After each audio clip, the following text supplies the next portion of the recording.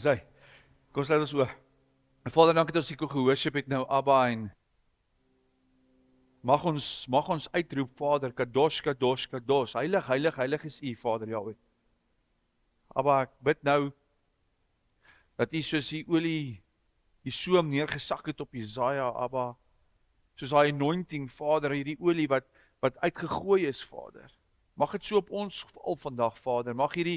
Mag soos waar hierdie eenheid nou is, Abba, soos U sê, dat hierdie olie wat van Aaron se baard afdrup, mag dit so op die borsplaat val, en ons weet die borsplaat is hierdie verteenwoordig die bruid, en mag hierdie olie so op die bruid val, Abba. Mag ons vandag hierdie salwing, hierdie olie, vars nuwe olie kry vandag, Vader, sodat ons lig sal skyn daar buitekant. Vader, spreek nou, U diensknegte luister, en ons bid dat U deur U Ruach, die Heilige Gees met ons sal praat. Amen. Amen. So ons is besig nog met hierdie reeks met die 12 stamme, die 12 seuns van Jakob, en ons het vandag gaan ons praat oor die 5de seun. 2 weke terug het ons gepraat oor Juda, en net vinnig gou 'n bietjie die breins as dit geroes is, net vinnig deur te hardloop met die 12 stamme, die 12 seuns, die eerste 4, net om gou op te som. Ons het die eerste seun het ons gedoen, wat sy naam Reuben is, en Reuben wat daai verwerping gehad het vanaf 'n kind, wat hy by sy mamma gekry het, wat van mamma Lea af, waar Lea nie die oogappel was vir Jakob nie, wat sy naam verander is na Israel toe, en hoe op die einde, hoe Reuben saam met sy stiefma Bila gaan slaap het, en hoe hy op die einde van die dag, hoe hy dit sy hele lewe verander het, en hoe Jakob op sy sterfbed, hoe hy vir hom hierdie basies dit uitbring, en hy sien dat hy sê vir my seun, ek het geweet daarvan, en ja, so het hy ook tweede beste gewees. Hy het nie eers in die beloofde land erfporsie gekry nie, hy was diskant die beloofde land, diskant Kanaan gewees. En toe het ons kyk na Simeon en Levi, hoe ook oor die sussie Dina, die enigste sussie, die 13de kind, hoe Dina ook, hoe sy verkrag is, en hoe Simeon en Levi gegaan het, en hulle het haar basies die ouens gaan doodmaak wat haar verkrag het, en hoe Jakob glad nie daarvan gehou het nie, want die hele volk het die mense teen hom gedraai, en almal wou hulle doodmaak, en ja, op die einde van die dag het Levi hulle die erfgename geword, hulle het gekies aan die goue kalf, om hom nie die goue kalf te dien nie, en Simeon, hulle het net absoluut hierdie unrepentance gehad, hulle het nie gebely nie, hulle wou nie bely nie, hulle het gevoel, dit kom hulle toe, die reg en geregtigheid van die moordenaars wat hulle doodgemaak het, en ja, die profesie wat uitgespreek is oor hulle het op einde van die dag, het hulle nie land gekry nie, hulle moes gaan bly het in Juda, hulle het in Juda se stuk het hulle gaan bly, ja, so hulle is ook toe nie so goed uitgedraai vir hulle nie. So, en dan weet ons, die ander seun, die 4de seun, is Juda. Ons het 2 weke terug gepraat oor Juda, en hoe Juda ook sy fout gehad het, wat hy by die Kanaanitiese vrou getrou het, en hoe sy 3 seuns, Onan, en ek kan nie sy naam onthou nie, Sekelag, ek kan nie daai naam uitspreek nie, wat hulle basies het, hulle hulle kinders gehad het daarso by Tamar, wat hulle moes getrou het met Tamar, en elke seun dood gegaan het, tot die laaste seun nie dood is nie, en ons ken die storie van Tamar, hoe Jakob op die einde met Tamar kind gehad het, en so daardeur kom die geslag Perez, wat die geslag van Yeshua op die einde, die voorgeslag van Yeshua was. Ja, so elkeen het sy fout gehad, maar ons kan ook leer uit elke seun uit, hoe hulle ook die goeie goed het uitgekom het. Juda was sterk geweest, hulle die leierskap gevat van die 12 seuns, hulle was leiers geweest, en hulle het ook hierdie, Juda hulle het ook daar in die beloofde land, kan jy sien, daarso waar hulle gevestig was 'n groot land wat hulle gekry het, en tot so groot dat Simeon onder hulle gebly het, en ons weet, Jerusalem is in daai gedeelte, en ja, so vandag wil ek praat oor die bure van Juda, dit is Dan was die bure gewees, hulle was, as jy gaan kyk op die kaart, as hulle net aan die linkerkant gewees van waar Jerusalem sit, waar die stuk van Juda sit, het hulle hierso heeltemal aan die linkerkant dan. Nou vandag ken ons dit as Gaza.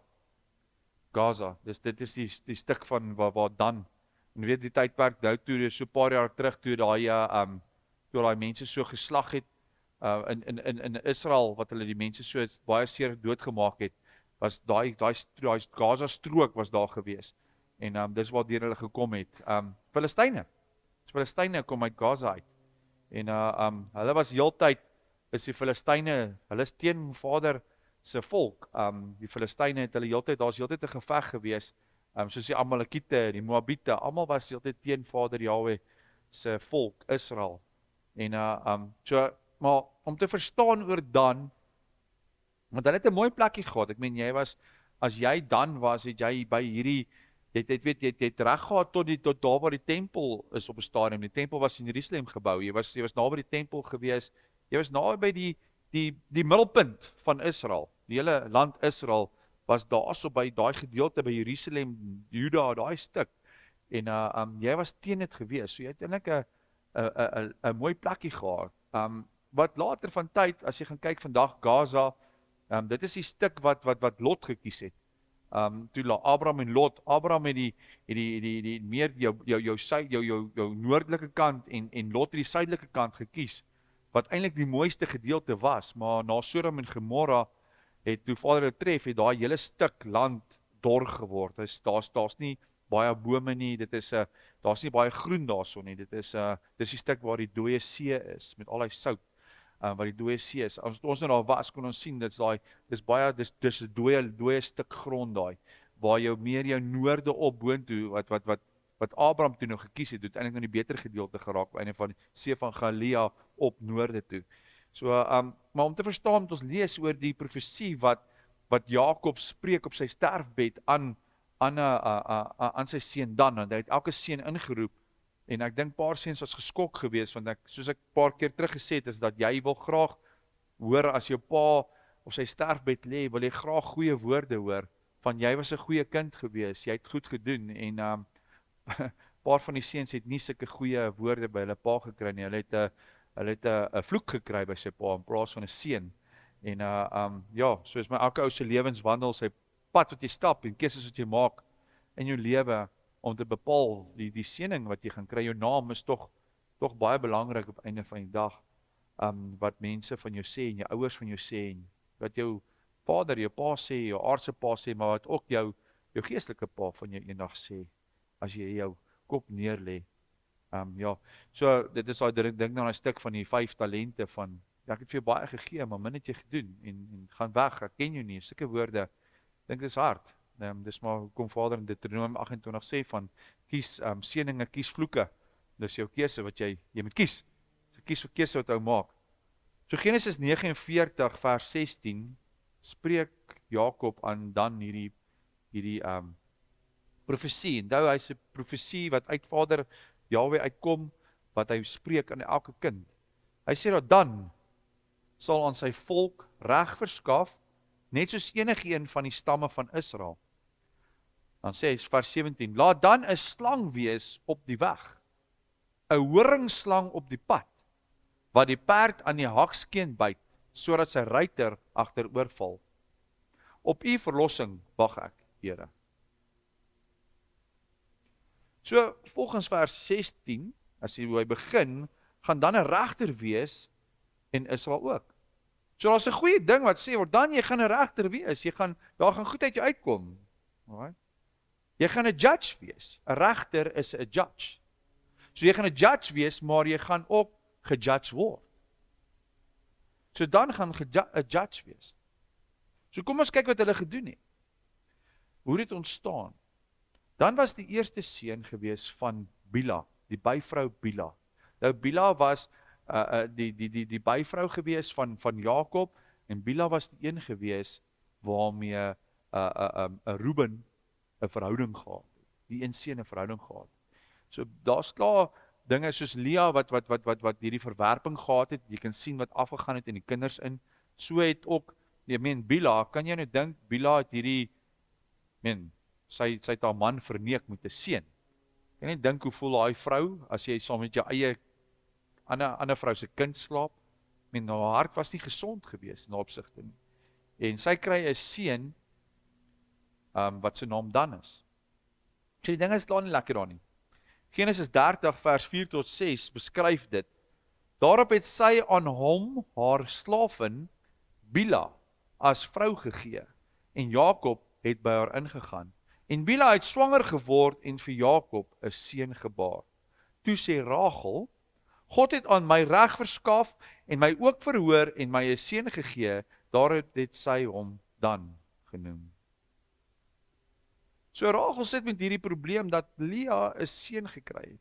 So nou moet jy dink, ja, dit is ek sê ons is soos Bold and Beautiful, daai hele huis, skinnery, jaloesie, hierdie een seun slaap so met daai vrou, dit is regtig soos Bold and Beautiful daai tyd. Dit is net 'n voorbeeld, maar hy kom met en hulle weet Lea, wat nie die gunsteling is nie, Lea kry kinders om Jakob se gunsteling vrou te wees en dit werk nie vir haar uit en totdat sy by Juda kom en Vader Jahwe eer gee, maar Rachel sit met hierdie probleem van, sy kan nie kinders kry nie. Sy gee nie kinders vir Jakob nie, en tog, kinders is jou, daai tyd was kinders jou, wat was jou rykdom. As jy kinders gehad het, het jy rykdom gehad, want dit is soos iemand wat baie kinders kry vandag, jy het baie werkers, dis baie werkers wat jy gekry daai tyd, so daar moet skape opgepas word, daar moet dinge gedoen word, so jou dogters ook was jou rykdom geweest, want dan was daar obviously, soos ons vandag ken, 'n lobola betaal, so dis, jou kinders was jou rykdom geweest, en Rachel sit met sy kry nie 'n kind nie, en sy gaan en sy neem reg in haar eie hande, en sy gee vir Bila, en sê Jakob gaan by haar in. En dan word gebore. Maar het sy nie reg in haar eie hande gevat nie? Nou as jy kyk wat sy hierso spreek, is die vraag, is dit reg is dit nie reg wat sy self verwek het nie? Want sy sê Vader, gee jy Vader die eer omdat sy nou 'n kind gekry het, maar is dit nie om haarself, is dit nie haar eie dink nie, is dit nie haar eie manier van om hierdie saak te regverdig nie? Hoe kan jy Vader Jahwe eer vir dat jy het nog 'n kind gekry, maar jy gee 'n ander vrou vir jou man? Jy maak 'n plan om 'n kind te kry. Rachel was onder covenant, ding met Jakob. Sy was sy vrou gewees. Hulle het 'n belofte aan mekaar gemaak, en nie Bila nie. Bila was 'n byvrou gewees. En dan, is dit nie dat dan dalk gebore word buite covenant nie. Daai tyd was dit genoem 'n bastard. Dis die regte naam, wat hulle genoem is. Sê sy nie, Jahwe het aan haar reg verskaf en haar gehoor nie? Nee. Dit was weer eens die mens gemaakte plan, en wat laat dit julle dink aan wat met Sarah en Hagar gebeur het. Presies dieselfde storie. Sarah en Hagar. Sarah wag en sy word nie swanger nie, en daar kry hulle vir Hagar, Abraham gaan by Hagar in, en wat gebeur?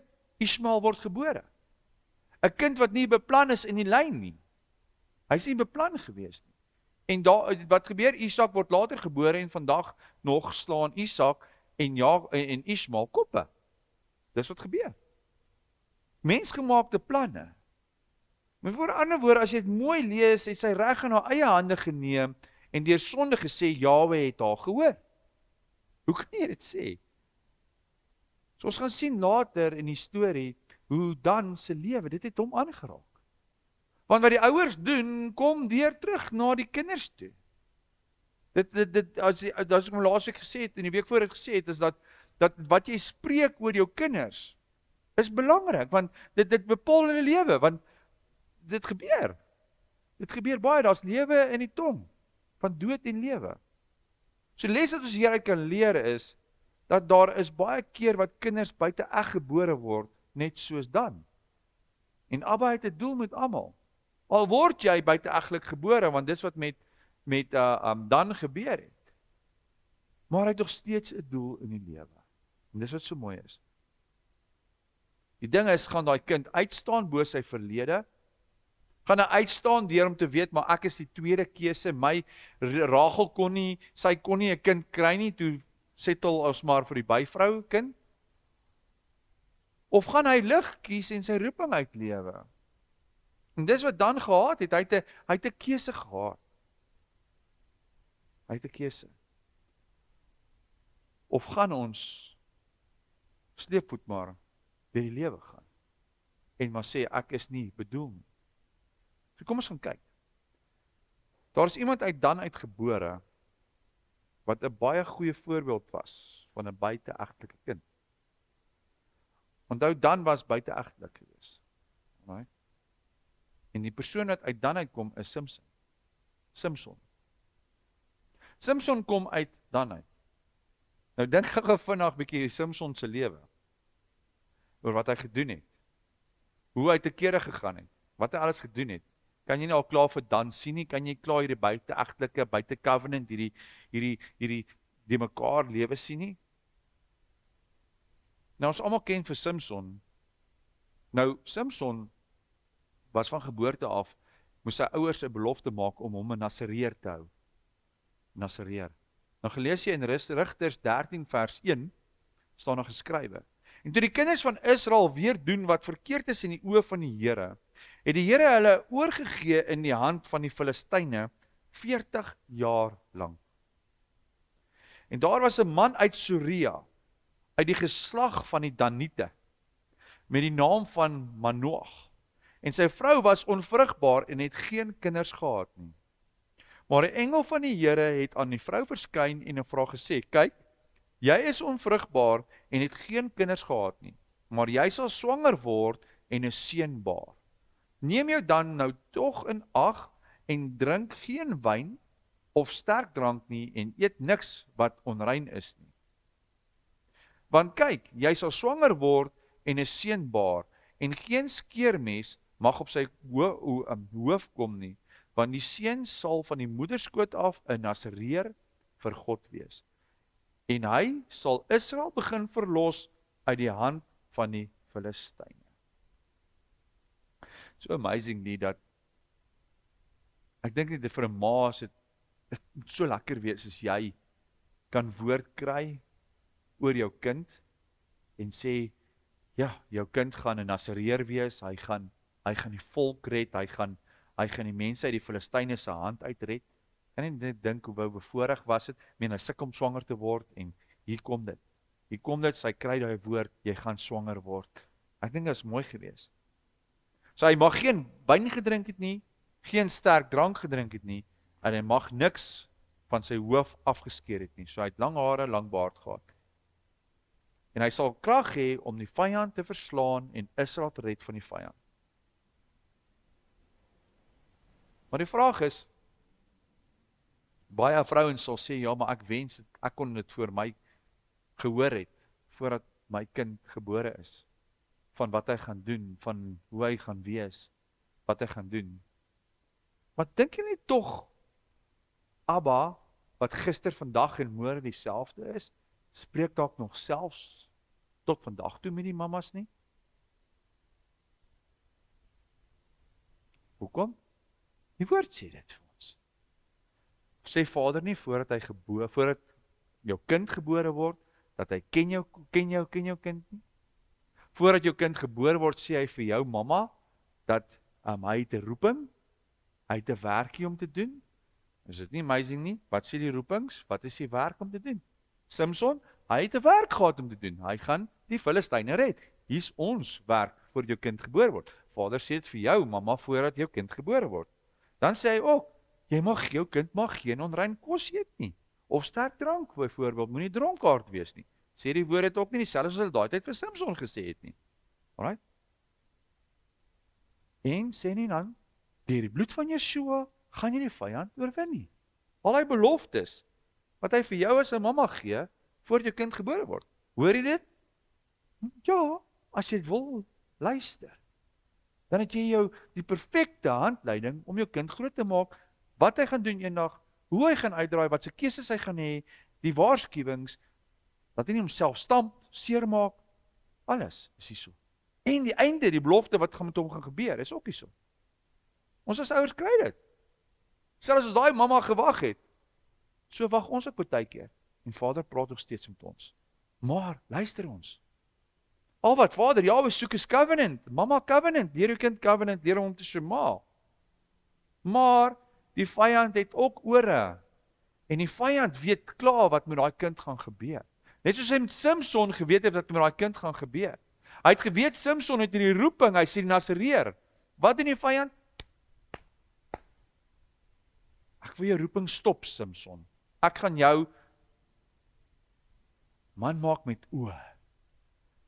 Ek gaan jou, soos Dawid, 'n probleem gee met vrouens. Om te kyk, om te wil hê, ander beter vrouens te hê, groener weivelde te soek. Wat gebeur met jou kind, mamma? Die vyand weet klaar sy roeping. Hy weet klaar wat daai kind gaan doen, wat jou kind gaan doen eendag. Wat doen hy? Die dag as jou kind gebore is, begin hy. Hy lieg vir hom. Hy val hom aan. Hy probeer sy roeping stop. Matteus 25, vers 14, die talente, die gawes, die alles wat hy vir ons gee. Vers 28, want die probleem is op die einde van die dag het jy 'n keuse, of jy dit gaan doen of nie gaan doen nie. Want hoor wat sê Matteus 25 vers 28. Neem dan die talent van hom weg en gee dit aan die een wat die 10 talente het. Want aan elkeen wat het, sal gegee word. En hy sal oorvloedig hê, maar van hom wat nie het nie, van hom sal weggeneem word en ook wat hy het. En werp die nuttelose dienslag uit in die buiterste duisternis. Daar sal geween wees en geknars wees van tande. Dis waar die vyand jou wil hê eendag. Samson het die roeping gekry. Hy moes nie eers gewag het vir sy roeping nie. Kan jy dit dink? Soos baie kinders vandag eers wag, jy word groot en dan begin jy roeping uitlewe. Samson kom van kleintyd af geweet het, dis wat ek gaan doen. Dis woord van Vader af. Hy het dadelik geweet. Maar dis wat hy toe begin die vyand hom breek. Die dood van sy eerste meisie. Dis toe sy roeping eers begin. Daar sy meisie moes eers dood gegaan het. Toe begin hy Filistyne doodmaak. Toe kom daai roeping uit. Dis 'n ding wat hy moes gedoen het. So Samson het gegaan, hy het sy lewe geniet, hy het lekker, en ewe skielik, boep, toe staan dood. Toe word Samson kwaad, en toe begin hy sy roeping uitlewe. Hy het 'n swak punt gehad vir vrouens. Eerste van alles is Samson wou nie eers vrouens van sy eie stam aanvaar het nie. Hy het heeltyd draad gespring, soos die Afrikaanse woord sê, en vrouens buite covenant gaan lief hê.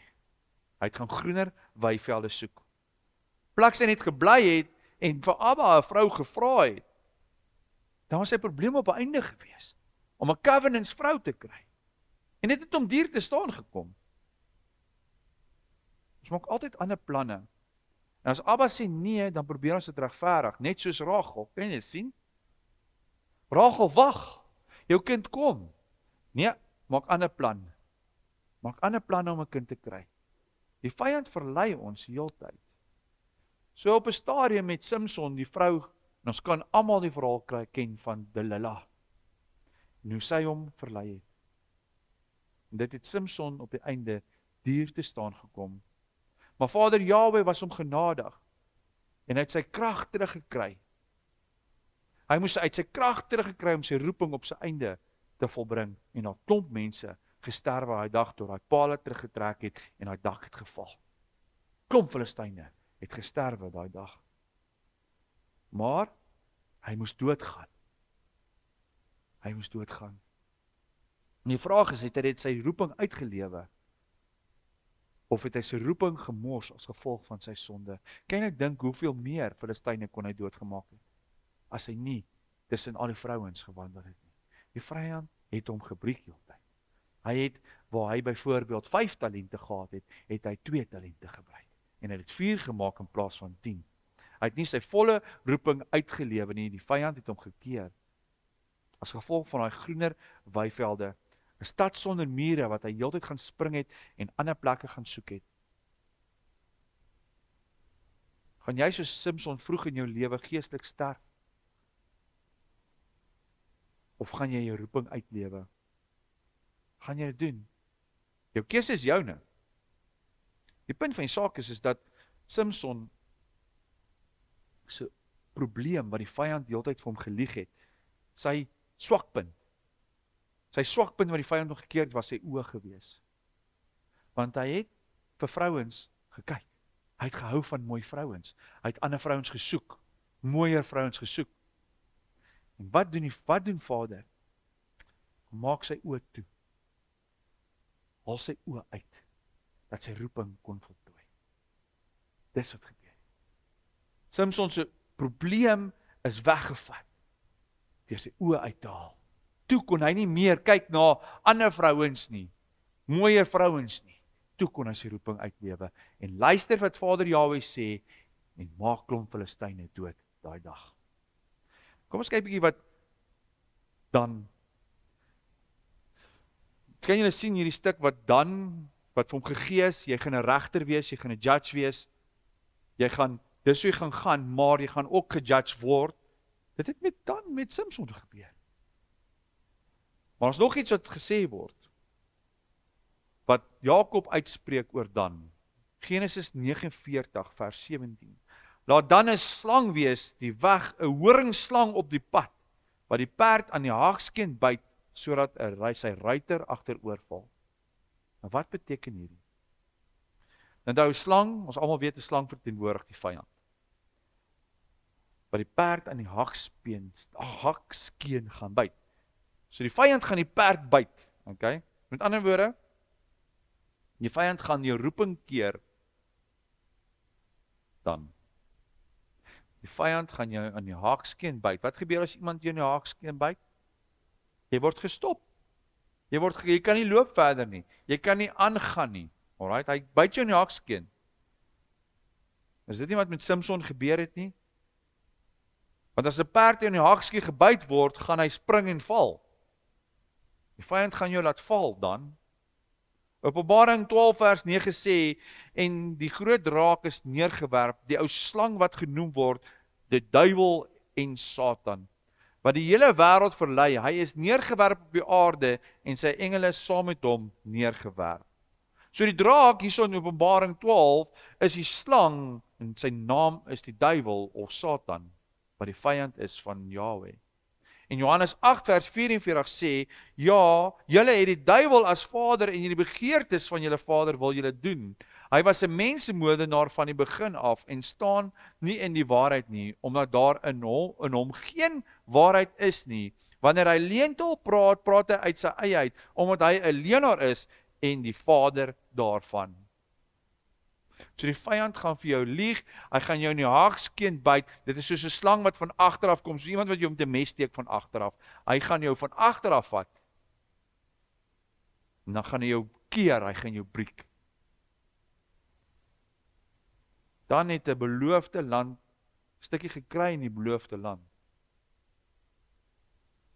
Hy het sy stukkie gehad, maar hy was nie gelukkig geweest wat Vader Jahwe vir hom gesien. As jy gaan kyk op die kaart, waar ons nou gekyk het, is daar 'n stuk van Gaza, waar al die Filistyne was. Alright. So,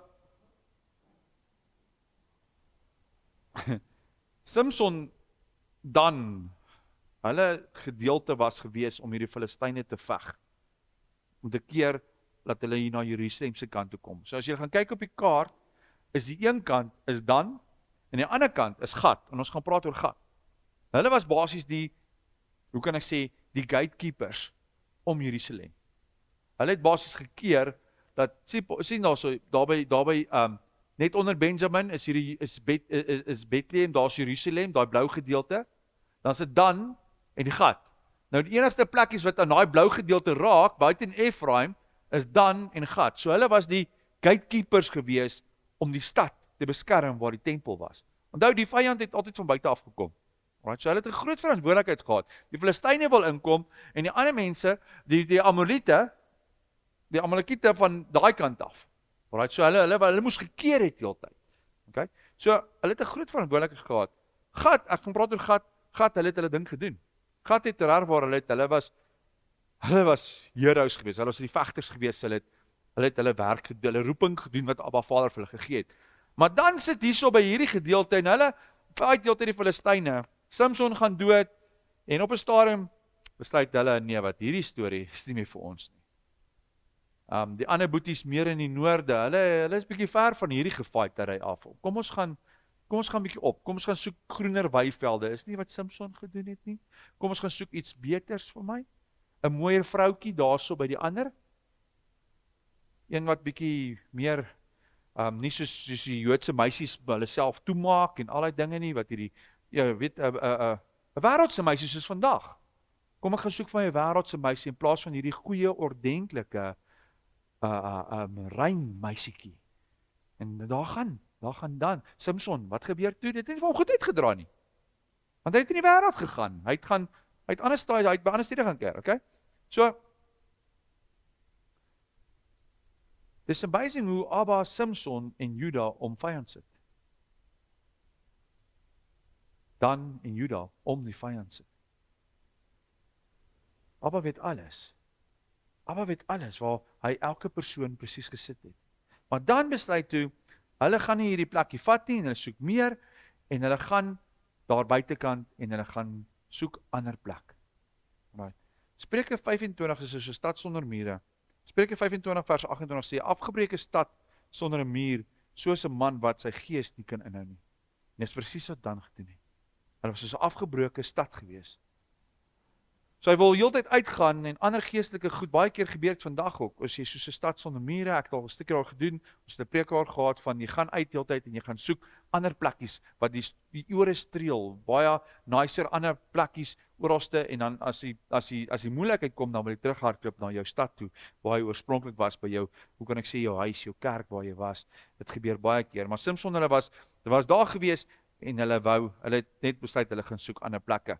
Alright, so wat gebeur is, hulle besluit toe, hulle gaan 5 militêre ouens uitstuur, uit dan uit, van hy stuk, en bietjie te gaan ondersoek doen, of hulle nie kan beter grond kry vir hulle nie. Alright, groener weivelde, soos ek nou gesê het. Nou, die een ding is altyd, die gras is nie groener aan die ander kant altyd nie, soos die Afrikaanse gesegde sê, dat die gras lyk baie keer groener as die een kant, maar dan is dit nie so groen nie. En hulle het gedog, het gaan groener gras wees, en hulle gaan uit. Alright, so, 5 manne het toe gegaan en hulle kom toe by die plek uit met die naam Laish. Dis waar hulle toe gaan settle en dis by Boetie Neftali se gedeelte. Lief ek gaan die kaart opsit by Boetie Neftali se gedeelte waar hulle stop. Nou kyk daar so bo. Kyk hoe ver het hulle opgegaan. Tot daar heel bo by die see van Galilea. Dis so ver hulle uitgetrek het bo in die noorde in. Kyk, hulle was moeg geweest vir die Filistyne dink ek, vir die gefight. Hulle het net gegaan. So hulle gaan daar bo by Naftali se gedeelte en dis by Laish, dis waar hulle stop. Alright, so Laish was die tweede seun geweest van Bila. Onthou Bila, dit is basies is dit familie. Want dis onder Bila is dit Dan en Naftali. Dis waar hulle is half en half onder dieselfde mamma waar hulle gaan settle daar by Naftali se gedeelte. So daar was nie Filistyne gewees nie, maar die Hittite was daar gewees. So of hulle nou wel van die Filistyne af weggaan, die Hittite was weer daarbo gewees. So daar's nog steeds die vyand. Oor, dit is die ding, baie keer soek ons meer weivelde, groener weivelde, ons soek beter plekke, baie keer wil jy wegkom uit jou eie situasie uit, want dit is moeilik hierso, dan gaan jy na 'n ander plek toe, daar is nog steeds 'n vyand daarso ook. Daar was net weer Hittite gewees. En dis die ding, dis daai giants wat hulle moes gegaan het, voordat Joshua hulle ingaan, dis al daai wat hulle moes gaan uithaal het, en gaan geveg mee het. Die vyand gaan oral te wees. Maar baie keer moet jy aanvaar wat in jou lewe is, in daai situasie, en Vader Jahwe vertrou dat jy in daai situasie is, by daai plek is, en net daarso weg, in plaas van waar jy na 'n ander plek toe gaan, gedink gaan beter daarso wees, daar is ook die vyand. En dit is 'n feit. Dit is 'n feit. Maar so, hulle het toe daar gesettel, en dan het toe besluit om daartoe te trek. Alright. na Laish, om met Laish oor te neem. Alright. Maar op pad soontoe, op pad na Laish toe, gebeur daar iets.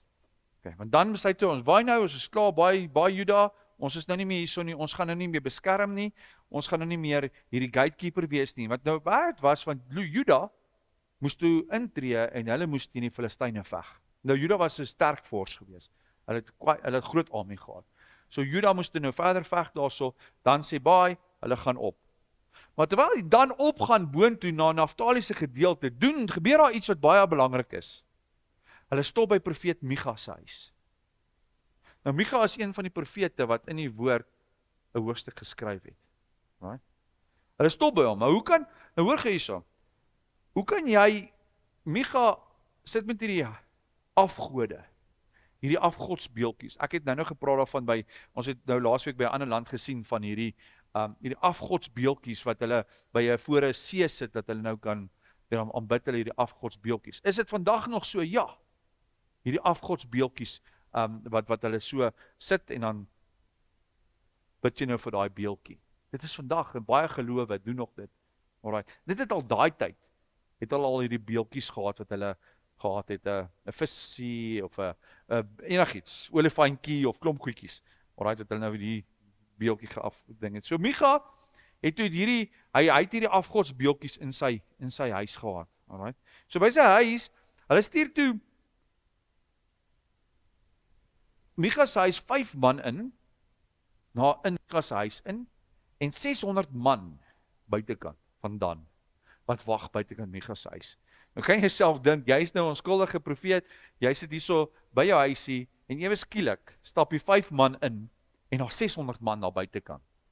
Dit gaan nie so goed uitdraai as jy ewe skielik teen hulle wil opstaan. So hy het nie 'n goeie posisie gehad op hy stadium nie.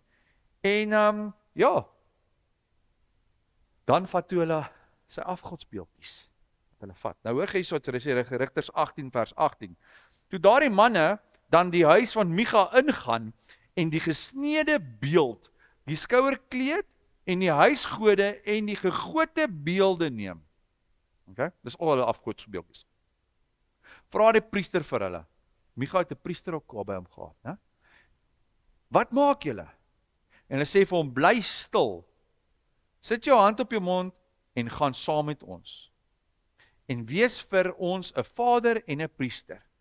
Is dit beter vir jou om priester te wees vir die huis van een man, of om priester te wees vir 'n stam en 'n geslag in Israel? Toe word die priester se hart vrolik, en hy neem die skouerkleed en die huisgode en die gesnede beeld en gaan staan tussen die manskappe in. Okay, so hulle vat die huisgode en die gesmeede beelde, al die beeldjies. Nou, mag ons dit doen? Nee, wat sê die 10 gebooie? Jy mag geen gesmeede beeld, jy mag nie 'n olifantjie of 'n dwergie of 'n wat ook al in jou huis inbring nie, want dit is 'n gesneede beeld. Ons mag dit nie doen nie. Alright. Nou hulle het dit in hulle huise gehad. Okay. Nou Micha, hy het sy eie bediening daar gehad, as so in daai terme kan sit. Hy was 'n profeet, daar was 'n priester, het die beelde gehad. So hy was nie op 'n goeie riglyn gehad nie.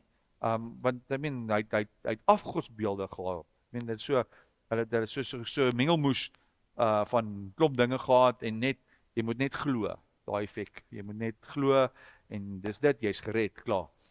Dis maar soos baie mense vandag ook baie dinge doen. Nou wat is rebellie? Afgodsdiens. Dis wat hulle sê. Dis wat die woord sê, Samuel 15. Is rebellie is afgodsdiens. Het ons vandag rebellie? Ja. Het ons heksery? Ja, as jy wat in Samuel 15 sê is dat as jy rebellie is heksery en om stubborn te wees, eie sinnig te wees is afgodsdiens. Ja, dit is die regte woord. Ja, so kry ons dit vandag? Ja. So maar jy moet net glo, dan is jy sharp. Jy priester hê, dan's reg. Want dis nou gebeur hier. So kyk die voorbeeld wat Dan stel hierso, want hulle sê kom priester, kom saam met ons. Kom saam met ons. Nou hy priester is soos hy sit daar elke naweek, is hy net 1 of 2 of 5 mense of 10 mense. Hy het ook dalk hierdie behoefte, hy berei voor en hy sit net 'n paar mense voor hom. Hier kom 600 manne. Kom, ons gaan nou kerk bou. Ek dink hy sê, wow, hier's nou my kans om nou gaan ek nou gaan ek 'n beroemde priester word in hierdie affære. En hy los alles, hy vat sy beeltjies, hy gaan. Kry as nie vandag baie keer nie. Ja, ons kry dit baie. Alright. Maar wat goed is van die hele storie is dat hulle help vir profeet Micha. Deur die hele storie vat hulle al Micha se afgodsbeeltjies en sy oë gaan oop. En wat gebeur? Micha is deel van die woord vandag. Dis volgens wat daai dag gebeur het. Sy oë het oopgegaan, afgodsbeeltjies uit sy lewe uitgevat en hy word 'n skrywer van die woord. Daai dag. So dan help hom baie. Maar dan gaan toe nou en hulle gaan stig hulle kerk daar bo in die noorde van Israel. Heel bo. Nou as jy gaan kyk waar dan was, daai hele area het die grootste afgods aanbidding gedeelte geword. Nimrod, die grootste pagan ou, kom daar uit die noorde uit. Die noorde, as 'n Syrië, daai die 7 kerke, die Rome, daai al die Romeinse ouens, al daai, dis daai hele stuk daarso. Dit is daai hele area daarso het pagan geword. Wat ons vandag noem die heidene, wat die Jode noem die honde, mense buite covenant. Dis die plek na die skeisaak van Jeremia 3 vers 8 waantoe die hele Israel gevlug het. Onthou, daar's 'n skeiding gewees, Jeremia 3 vers 8, 'n skeiding tussen Jode, en dis na Samson, Jode, Benjamin, Juda, hulle het die Jode geword, hulle het hier gebly, hulle het daaronder gebly by die hele, by Jerusalemse gedeelte. Hulle het die Jode geword. Die ander 10 seuns het opgegaan in die noorde in. Die Jode het teruggekeer, nou met Esra, Esegiel se tyd, het hulle teruggegaan, Vader Jahwe wat in Jeremia 29 vers 10, 11, daar julle stuk sê, van julle gaan vir 70 jaar, gaan julle in ballingskap wees, na 70 jaar, Nehemia, Esra, hulle almal, ons het nou gedoen met die vastydperk, wat ons behandel het hulle gegaan in die tempel herbou, die tempelmuur herbou, hulle teruggegaan na Vader Jahwe se woord toe.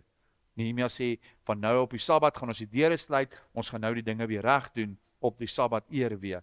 Maar die heidene, die Gentiles, die Engelse woord, die Gentiles, die huis van Israel, hulle het in die noorde gegaan, en is 'n profesie wat gesê is, Vader sê, ek gaan julle sif onder die heidene. En hulle is gesif, en hulle het nooit teruggedraai nie. Hulle het nooit teruggekeer nie, hulle het nooit weer, dis hoekom Joshua sê, ek kom nie vir die huis van Jode nie, maar ek kom vir die verlore skape van Israel, om daai hele stuk wat so vrot geword het, terug te bring na covenant toe. Dis hoekom jy so gesterf het, en dis wat disciples, daai hele boonste stuk, See van Galilea, daai hele stuk daarbo, hulle het soontoe gegaan, en hulle het gegaan na huis van huis, die Handelinge 10, waar die profesie van gaan uit, julle mag saam met die mense buite in covenant, en huise gaan nie om vark te eet nie, gaan verkondig die gospel, Kornelis hulle, wag, hy is in daai land, hy is in daai noorde, Kornelis wag, vir die goeie redding om te kom. Die Messias, wat gesterf het, Yeshua, en hy wag, en hy sê, hier is ons nou, en hy word bekeer, word gedoop, boem, terug. Israel, kom, terug. Alright. Dis wat gebeur het. Maar kan julle sien hoe daai stuk van, net daai een oomblik van dan, wat hulle roeping, hulle plasing was by die Filistyne gewees, daar langs Jerusalem, daar is julle geplaas, julle moet daar wees, julle is die gatekeepers. Nee, ons gaan nie. Ons gaan optrek boontoe, ons gaan afgodsdiens begin daar in die noorde. Kyk hoe rap die vyand dit. Dis hartseer. En vandag sit ons met dit. Vandag sit ons met dit. Dit het so groot geword.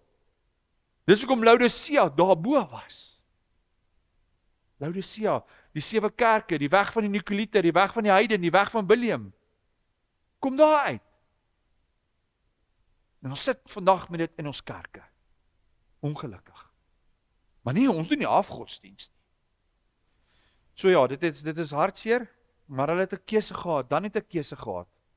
Hy gaan 'n regter wees, of hy gaan gejudge. Of hy gaan 'n judge wees, of hy gaan gejudge word.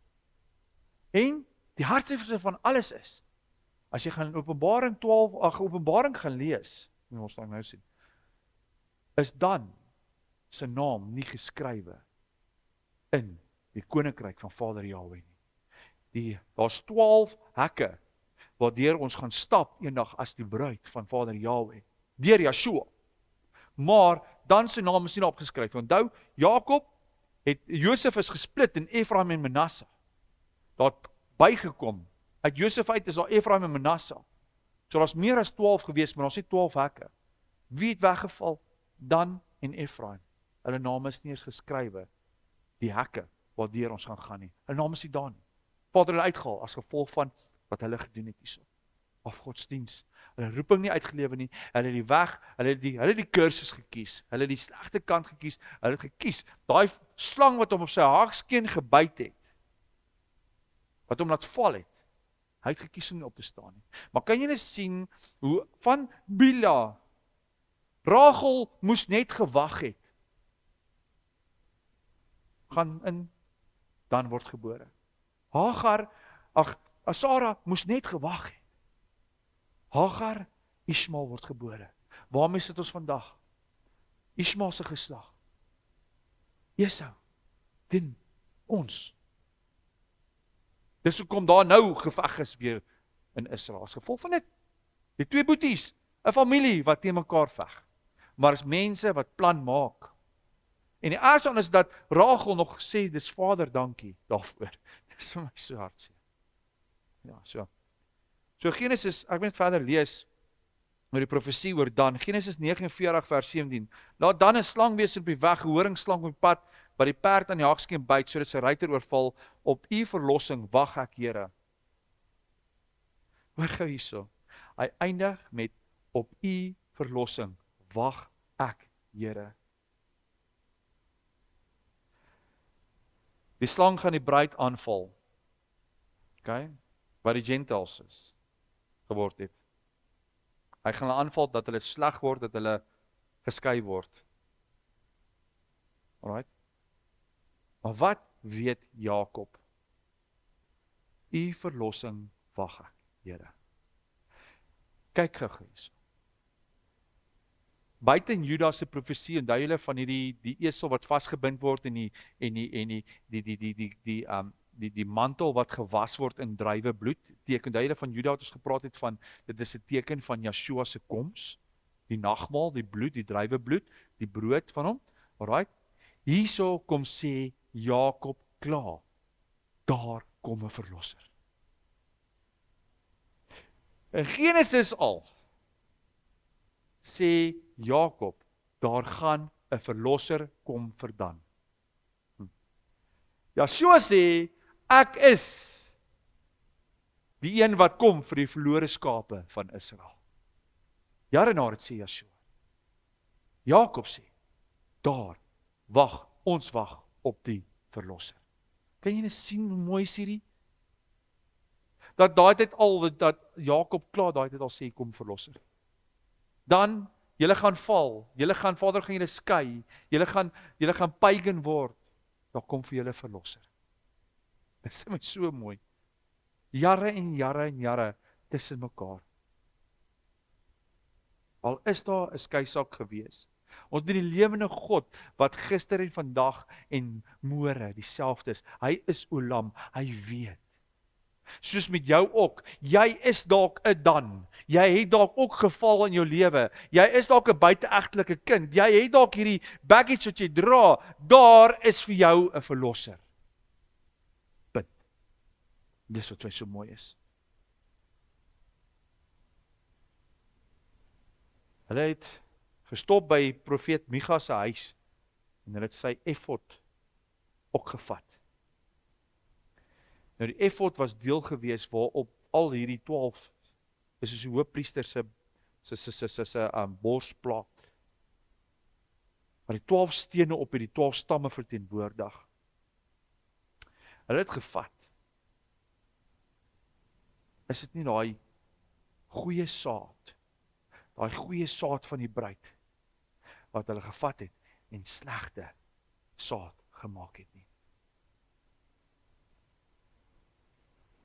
Die prent wat hier geteken word is dat jy kan nie die bruid saam met afgodsdiens sit in een plek. Hulle het gedink as hulle die bruid saamvat, die borsplaat saamvat, gaan dit goed gaan. Nee. Die bruid moet Tselem Elohim wees. Wat beteken ons is na Vader se aangesig geskape. Ons verteenwoordig Vader Yahweh. Ons is sy saad. Jy kan dit nie meng nie. As jy Tselem Elohim vat en jy meng dit met afgodsdiens, dan kry jy Tselem Nagash. Dit is die prent van Satan. Hy kopie alles. Dis dan, hoe dan besluit het om soos 'n slang te wees. En in Dan se oë was daar niks verkeerd wat hulle gedoen het nie. Niks verkeerd nie. Daar was fyn geweest om die afgodsbeelde te steel. Dit is fyn geweest om die borsplaat te steel. Hoor gou hierso wat sê Rigters 18 vers 23. Toe draai die hulle gesigte om en vra vir Micha: "Wat is dit met jou dat julle bymekaar geroep is? Wat is dit met jou dat julle bymekaar geroep is?" Dan het hy arrogansie gehad.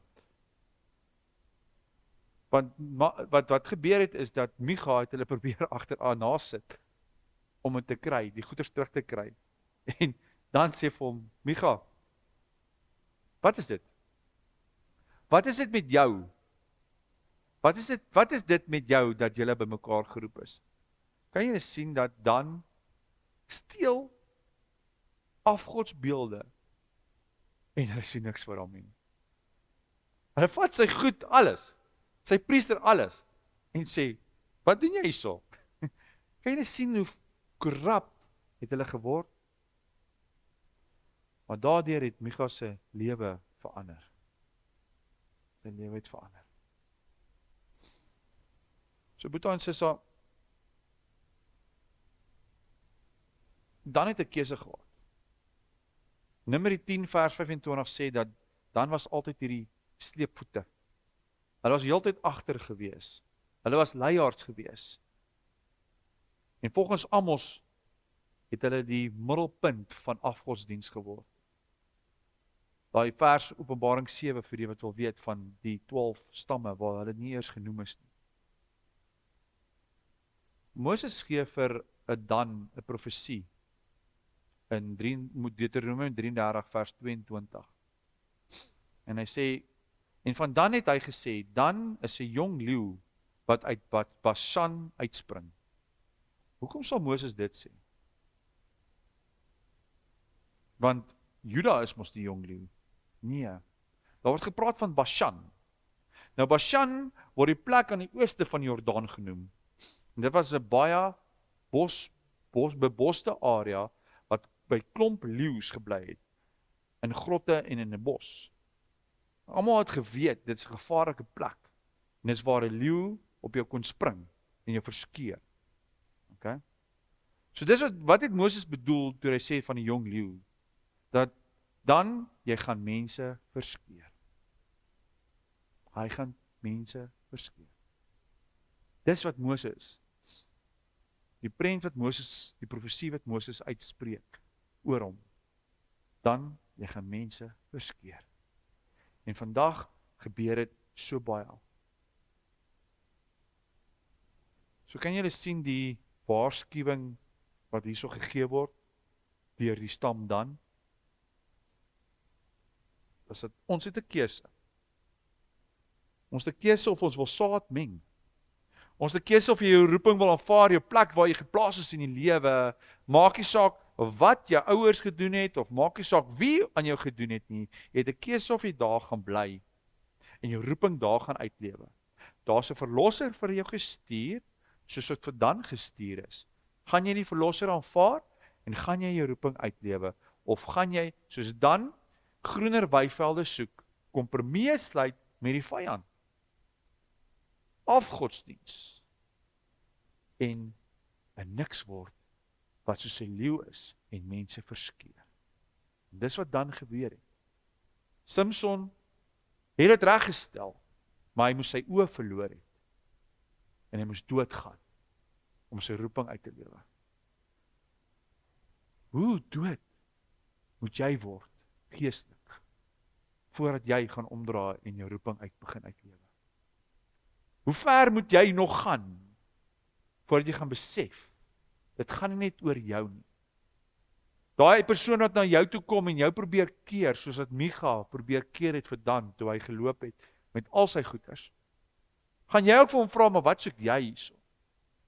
Wat soek jy hierso, Boeta en Sissa, jy wat met my probeer praat oor my, wat ek besig is om te doen, van me and myself and I? Gaan jy ook daai houding hê met Dan so praat soos Dan gepraat het? Of gaan jy dalk begin luister, as al mense met jou praat? Voordat dit te laat is. Voordat jy ook, soos Dan, uit die koninkryk uitgeskrywe word. Waar hy deur gaan toegaan, en dan gaan sê, gaan weg, ek ken jou nie. Jou keuse. Amen. Kom ons tyd af. Vader Jahwe, dankie Abba vir hierdie voorreg, wat ons het Abba, om uit die woord te leer Abba. Vader, ons almal het foute, ons almal, soos Romeine 3 vers 23 sê, ons almal kom kort, die glorie van ja. Abba, ons is sondig, Abba, maar U het vir ons die verlosser gestuur, en ons prys die naam, Vader.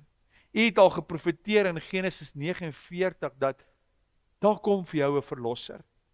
Joshua, dankie dat U plek verlaat het in die koninkryk en gesê het, Vader, ek sal gaan sterwe vir hulle. Ek gaan 'n mens se liggaam vat en ek gaan op aarde wees vir 33 jaar lank en ek sal gaan sterwe vir iets wat ek nie eers doen, sodat hulle kan terugkom na U toe.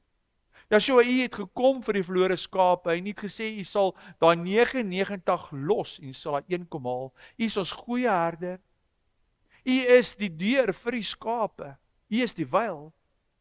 Joshua, dankie vir die weg wat U kom maak. En dankie dat ons die skape mag wees en skaap genoem kan word. En mag ons weer begin lewe soos 'n skaap lewe.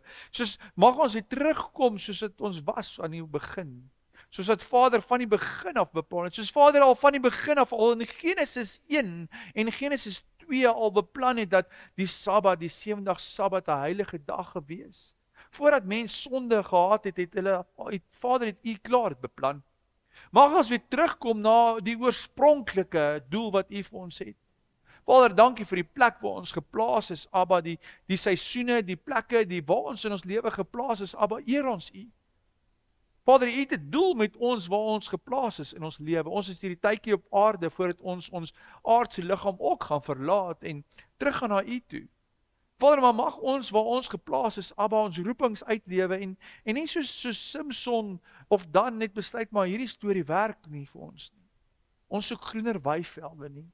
Ons wil daar waar dit gemaklik is, daar waar ore gestreel word, daar waar dit net, jy moet net lief wees en jy moet net glo, dan is jy gered. Daartoe gaan nie. Maar mag ons nie eie sinnig wees en wederstrewig wees en rebellie hê as daar mense kom praat met ons op ons pad, om ons op die regte pad te help, om weer terug te kom na U toe.